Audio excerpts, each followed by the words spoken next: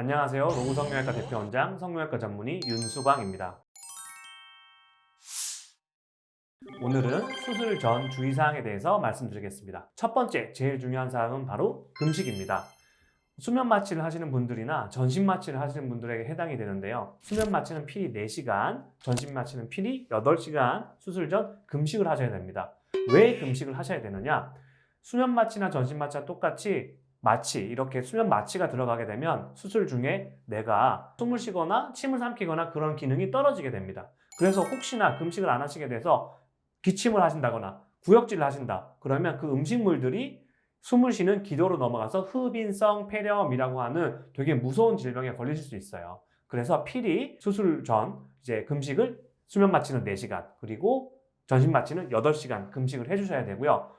금식이면 음식만 먹으면 안 먹으면 되는 건가요? 하시는데 음식뿐만 아니라 물 마시는 거, 커피 마시는 거, 그 다음에 약 먹는 거, 그리고 껌 씹는 거, 담배 피는 것까지 모두 다 금식하셔야 합니다.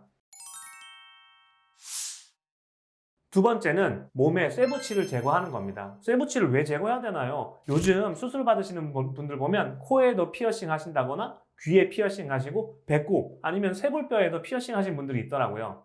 이렇게 금속 부칠, 내 몸에 있는 모든 금속 부치를 제거해야 되는 이유는 바로 수술 중 출혈을 잡기 위한 전기 소잡기 사용에 있습니다. 전기 소잡기란 건 뭐냐면 피나는 부분의 혈관을 이렇게 혈관을 지진다고 하죠. 피를 잡기 위해서 특수한 펜슬과 그 다음에 허벅지나 다리에 패드를 붙이게 됩니다. 그러면 이 펜슬과 허벅지 사이에서 전류가 흐르게 되거든요. 이 전류를 통해서 피가 나는 혈관이 이렇게 지져지면서 피가 멈추게 됩니다. 그런데 그 흐르는 사이에 쇠붙이, 예를 들어서 피어싱이 배꼽에 있다거나 쇄골에 피어싱이 있다거나 그러면 거기가 그 쇠붙이 있는 부분이 화상을 입을 수 있습니다. 그래서 수술 전에는 필히 이런 쇠붙이들은 제거를 하셔야 하고요.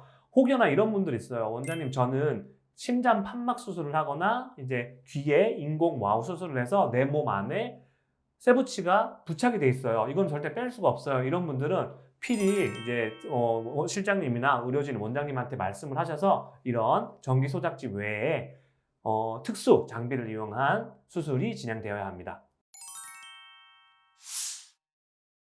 자, 세 번째는 뭐냐 하면 손톱, 발톱, 네일을 지우시는 겁니다. 네일 있죠. 특히나 이제 여성분들 같은 경우는 젤 네일이라던가 파츠라고 해서 이렇게 두꺼운 손톱 화장하시는 분들이 있는데 그거 하나씩은 제거하셔야 돼요. 왜냐하면 수면 마취나 전신 마취 중에는 이 환자분이 수술을 받는 환자분이 숨을 잘 쉬시는지 못 쉬시는지 판단을 하기 위해서 저희가 산소 포화도라고 하는 환자 감시 장치를 손톱이나 발톱에 부착하게 됩니다. 왜 의학 드라마 보다 보면 삑, 삑, 삑 이렇게 소리 나는 장치 있잖아요. 그거를 바로 손톱이나 발톱에 장치하는 거예요.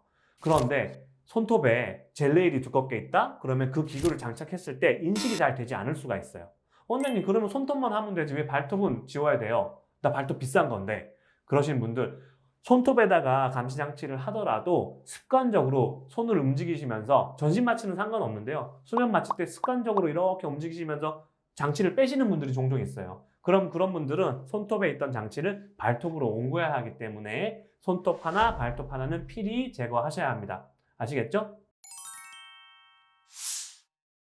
네 번째는 본인이 평소에 드시고 있던 약을 끊어야 한다는 겁니다. 특히나 혈액순환을 좋게 하는 약들이 있죠. 아스피린이라던가 와파린이라던가 클로피도그램 여러 가지 약이 있는데요. 이런 약들을 최소 일주일 이상 끊으셔야 합니다. 그런데 어떤 분들 보면 이런 심장질환이나 혈관 질환 때문에 이 약을 평소에 한 10년 이상 드셨던 분들이 있죠. 그런 분들은 수술 받기 전에 처방받았던 그런 내과적 약을 처방받았던 내과나 이제 가정의학과 본인이 다니시는 의원을 방문하셔서 원장님, 나 지금 수술 받으려고 하는데 이 약 한 일주일 정도 끊어도 되나요? 꼭 물어보시고 수술 받으시기를 부탁드리고요. 그 외에 예를 들어서 내가 특별히 먹는 약이 있다던가 항생제를 먹는다던가 진통제를 먹는다던가 면역 억제제를 먹는다던가 이런 약들은 수술 전에 무조건 꼭 필히 원장님이나 실장님이나 우리 의료진들에게 알려주셔야 합니다. 알겠죠? 다섯 번째는 뭐냐 하면 자가운전.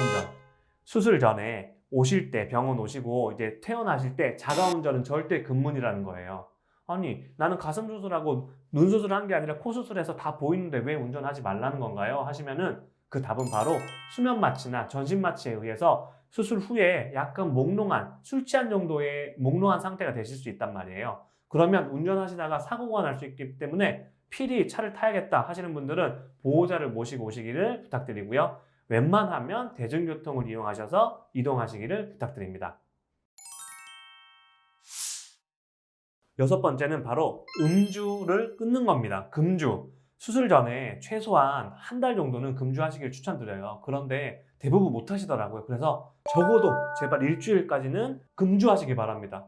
왜 그렇나요, 원장님? 그러면 이게 바로 수면 마취랑 상관이 있어요. 우리가 쓰는 수면 마취약이 간에서 같이 해독이 되는 거라서 술이랑 거의 비슷하거든요. 그런데 이런 술을 많이, 수술 전까지 계속 술을 드셨다 하면 간이 일을 잘 못하겠죠. 술을 해독하기도 바쁘니까요. 그러면 수면 마취가 들어갔을 때 수면 마취약이 잘 안 듣는 경우가 있어요.